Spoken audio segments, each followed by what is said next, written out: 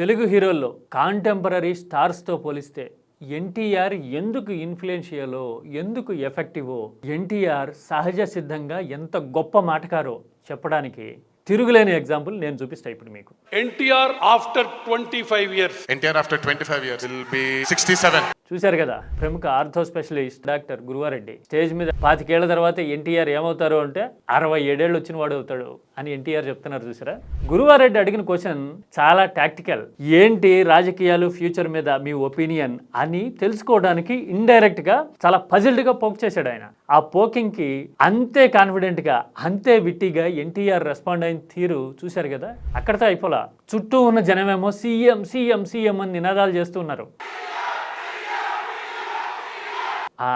అంటే as a పర్సనాలిటీగానే కాదు, పొలిటికల్గా కూడా ఎన్టీఆర్ ఎంత ఇంపాక్ట్ఫుల్ అవ్వచ్చు అని చెప్పడానికి ఇదొక చిన్న ఎగ్జాంపుల్ అని అనుకోవచ్చా. అన్నట్టు మహిళా దినోత్సవం నాడు ఎన్టీఆర్ ఇచ్చిన మెసేజ్ కూడా అండర్ కరెంట్గా చాలా డెప్త్ ఉన్నట్టుగా అనిపించింది నాకు. నా కొడుకుని మహిళల్ని గౌరవించే వాళ్ళుగా పెంచుతా.